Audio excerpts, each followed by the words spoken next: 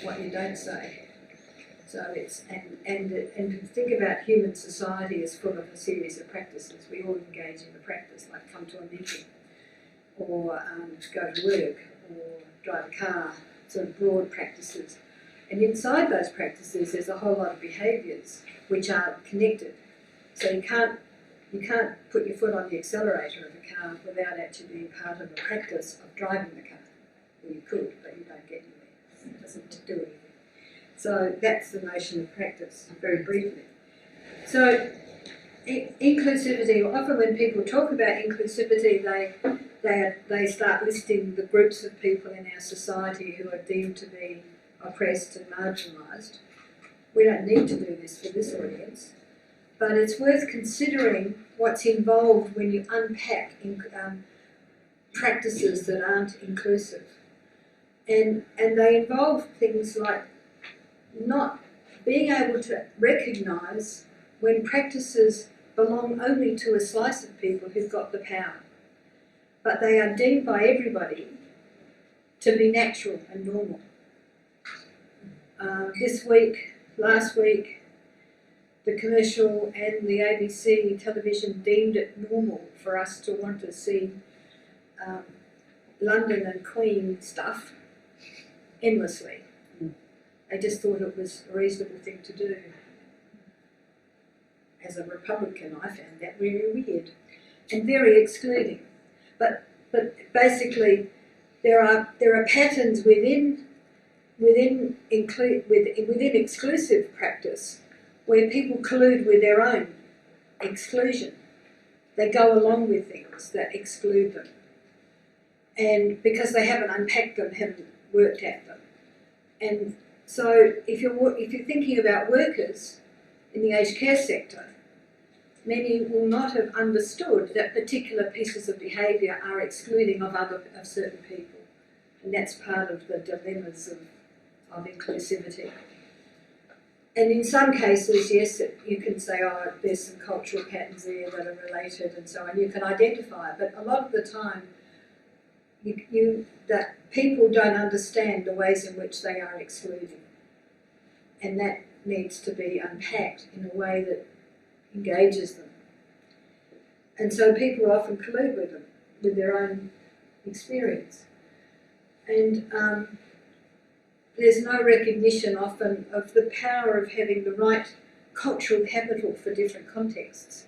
So one of the reasons that people often will send their kids to independent schools is so they get the cultural capital to be functioning in our society in the middle classes, so that they will then end up having qualifications and professions.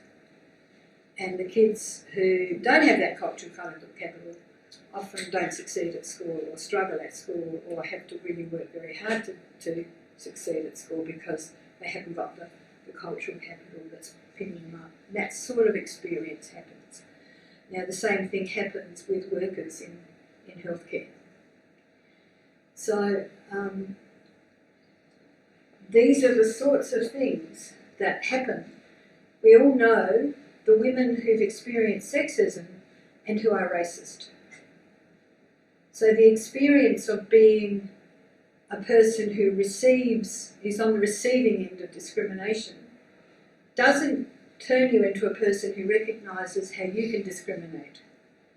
And that's one of the powerful things for you with working with residents who might be experiencing and even able, depending on when they arrived in agencies that you are dealing with, they may experience and recognise ageism but not be able to pick up to realise it. The other day I was driving an obscure relative of mine to an x-ray, and she informed me twice, she has a bit of memory loss, that during her sleep at some stage in this aged care residence, somebody had stolen her wedding ring and her engagement ring. Now this is a person who regularly loses her handbag and her purse, so I don't know what's happened to that jewellery. But of course, out came the racist stuff. There's lots of Indians on the staff. So, and my brother told me, never to trust an Indian. And I wanted to throw her out of the car, but I didn't. I was kind. And then I just said something like, a generalisation of that order is bound to be wrong, because I knew there was no further I could go with her in that context. So that experience, so you will have staff who've experienced discrimination by being, say, immigrants into Australia, recent immigrants receiving maybe religious discrimination, maybe cultural discrimination, struggling economically, and that will not necessarily turn into, oh yes, I mustn't be homophobic. And in fact, then there might be some injunctions in their world about that. So that's part of the complexity of what we need to recognise when we're talking about inclusivity. Does anybody want to comment on that? Or? So, for me, I just thought I'd position myself a bit about this business of practice. And over the years, what I have ended up, I've had a career where I started off working with kids in high schools and then being dragged screaming into teaching teachers about literacy, and then expanding into a whole lot of professional development until I became really fascinated with how do you help anybody who is a competent or even an incompetent practitioner shift their practice. How do you work with anybody? And everybody who's an adult who comes into your workplace is going to have a whole lot of assumptions and opinions and attitudes that you will not unpack in that initial hiring process. And you will find those people, those things. So they will walk in, and how do you do it? I often define professional development as affirming people, because you have to affirm them. At the same time, you might want to challenge them, or at least expand them in terms of your understandings. So then comes the dilemma of how do you work with a person who walks in with all that stuff? Because they're not a blank slate when they walk in. So, okay, Pat? You want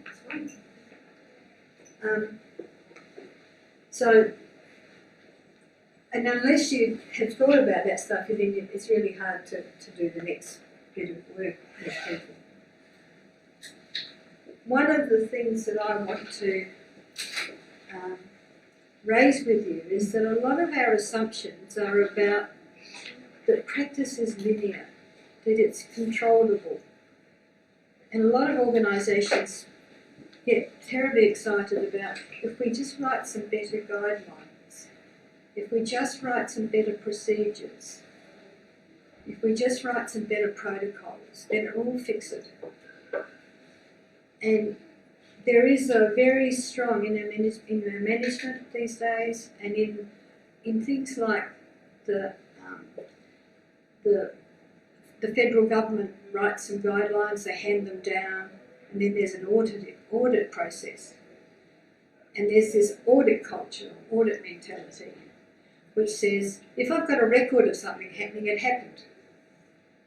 So they like boxes being ticked, or numbers. And that whole audit mentality dominates. Does it dominate your workplace? I can see some nodding, yeah. And that goes back to these understandings of practices. If we just write better protocols, then nobody will make any errors, and there will be no ministerials desirable. We've had the experience of how that doesn't actually work, just because of COVID has really busted open some of that stuff. But it's really inherent in our organisations, and it's also inherent in our attitudes. It's also very blaming of the individual.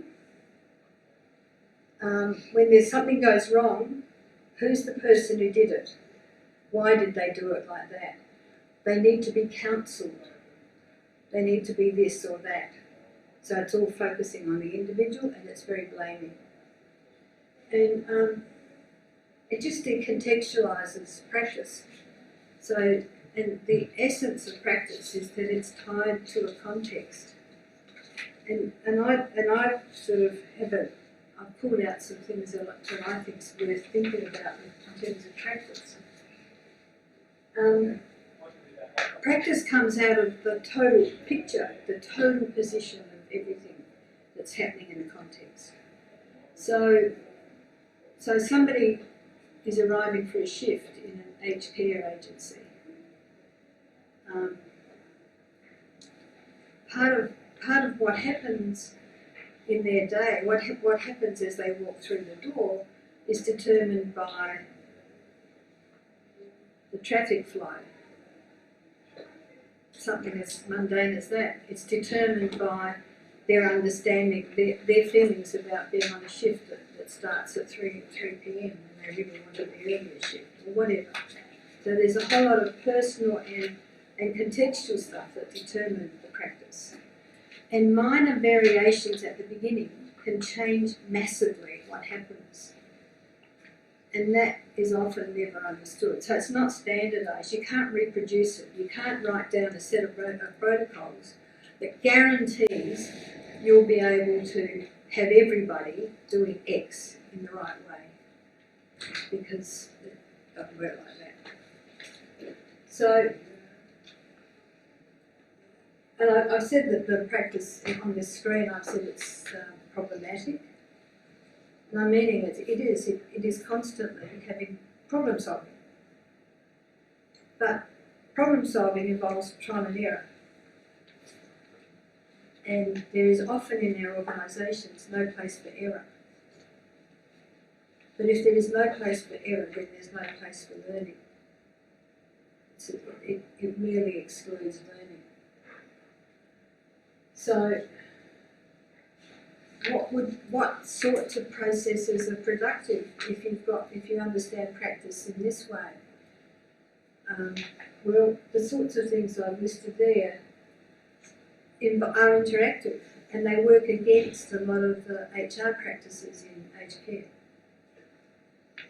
Because if you've got a team that's stable, or you've got or if you've got a big enough core of the team that's stable, you have a chance of building an ethos and building a set of practices. And I think one of the things that is quite dreadful in aged care is the complexity of managing the staff so that you could have a team that you could develop. And the turnover. What's it, 20% every year, roughly? And that's all the product of political. See, practice comes, all the practice issues go back to the politics of it and the underlying. It's not a recipe for feeling like, oh, we can't improve it. But are there ways in which the HR practices in your organisation could allow you to develop core groups of people who are going to stay for long enough? Can you shift the dynamic in any way? They are the sorts of questions that I would be having if I was consulting with you about how you manage practice in your organisation.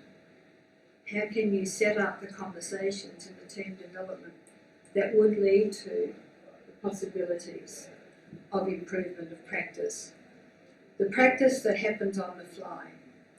Now, my view of practice is that it's both of these things. Some aspects of practice are absolutely rigidly linear. How you calculate the dilution of a particular fluid before you put it on an aged person's skin has to be regular. It has to be standardised or enough. You actually have to work out the dilution levels properly. You can't just make it up. That's why I put appropriate trial and error in caps, put the appropriate in caps, because for me that's really quite crucial. one of the things I've found over the years in working in health organisations is that there is a great propensity for people to be attracted to the linear model and to find the notion of trial and error and problem solving on the fly as highly problematic, because there's an ethos in there in a lot of nurse education. How many people in this room started out with nurse education as their basic professional? I was expecting to nurses. Nurses, yes, but not nurse education. Well, no, I mean, yeah, but you started out with some nurse education. Yeah. Because my experience is that for nurse educators, it's quite often quite hard for them to shift away from there's a rule, this is how you do it, memorise it, get it right, tick the box, and that's it. I remember years ago working with some of the educators at one of our major hospitals, and they were really struggling because they were now inheriting students who'd gone through the universities. So they were trying to work out what their role was in that graduate year, when the first year that students were actually working. And they were complaining that they didn't know how to do the calculations, their maths wasn't good enough. But they were also wanting everything to be memorised and rigid. And it took quite a while. We had to work on it quite a lot to shift their awareness that for a lot of the practices of engaging with a client, of working out what this patient needed, as opposed to getting the formula right, took a different sort of education. And it's that blend, it's that judicious knowing of when you're specific and when you're fluid, that's quite interesting to engage with. That's why I've been fascinated by this all my career. Is how do you deal with that? How do you get that mixture? Because I've had a recent example working with our nurses in our aged care facilities around COVID. And, we've had to have really strict rules about COVID, what you wear, when you wear it, what you do before you enter a room, etc. And the staff wanted that and we wanted that. But then all around that is a whole lot of stuff that it's trial and error. Does this work? Does the flow work? Do we need to put the bin there or do we need to put it there? And so I absolutely hear what you're saying, and it's finding that fine balance, isn't it? Yeah, and it's that fine tuning. Yeah, because if I had a rule that said the bin had to be there, but it didn't work, got Hidden's way, it was a silly rule, and then you lose credibility. Yeah. And also, you need to be able to have room for people like me with short arms and people with longer arms about where the bin is. Yeah, if you're dealing with stuff that you want to put in a bin for sterile purposes and so on, just practical stuff. And it's that, if we go back to the issue of inclusivity, which is really deep underlying attitudes and values around inclusivity, there's not much. Quite often in the Silver Rainbow training, we say to people quite blatantly, these are the practices you're expected to engage with in your workplace. And it is almost irrelevant what your own personal culture or personal feelings are about trans people or lesbians or gay men or intersex people or whatever.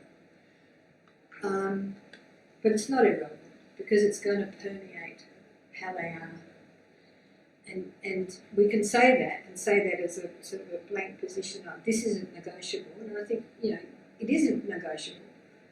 None of the stuff around diversity is negotiable. So we don't want you to be racist, we don't want you to be homophobic, we don't want any of those things. But how you do it involves unpacking where are the points of where it's linear and it's specific and it's standardised, and where are the points where it's fluid and has to be understood, and there has to be space for people to work their way through it and so on. And it's that stuff. And I'm going to be very interested in a few minutes to hear from Marianne about the Rainbow Tick experience, because the rainbow tick comes out of that audit culture that says, we've got all these things, we've made a list. We've made a list of, if you've done all these things, then you're okay, tick. I think the main thing that's important is about culture. And that's less about, well, when I say the main thing, an important part of it is about culture. And that's separate to the Rainbow Tick accreditation process. That's something that needs to be the foundation. So that where you do have people who are really bucking the trend, and you've got enough people who have done enough training and understand the expectations that they don't let it slip through. Yep. So there's people that will call it out, and people understand and start to feel safe in that culture. Would you believe that? Yeah. But the actual, obviously we'll talk about it, but the actual process of the accreditation is absolutely built on compliance. You've got to meet these set of standards, and it is an audit process. Mind you, there is some flexibility in that process, and there's lots of conversation. So to be fair, it's not a standard audit. Tick, tick, tick. I've never gone through it, and I've never actually looked at the detail, and I've never. The ideal would be to observe a process and to see how the auditors actually manage their role. I had the experience of supporting a couple of friends of mine where he had multiple systems atrophy and was in a nursing home that was not managing him well. And his wife was going every day from 9 till 5 to make sure that he got the right medication at roughly the right time and didn't get the other medication. And I used to go in half a day a week to give her a break. And I had to turn staff away from providing him with here's Bruce's 3 o'clock. He doesn't have anything at 3 o'clock. I knew enough to be able to say that. So we wrote a very detailed, she's an emeritus professor of evaluation from the University of Sydney. We kept a day book. Every day there was probably three-quarters to a whole page of notes about what had happened or hadn't happened. We wrote a very detailed submission to that organisation's next accreditation, and I went online to look at the results. They got a tick for everything, and our evaluation praised we nominated the things that were being done well. But we were very explicit with examples, very clear examples of how it wasn't being done well under certain criteria. And the criteria for the evaluation we used as the headings for the report, they got a tick for everything, and the report wasn't listed as a source of data that they'd utilised. So, that's the sort of messiness that can happen in a so-called clean audit process. But I am totally biased towards observational research and data gathering, so I'm probably obsessed by that. I apologise for my obsession.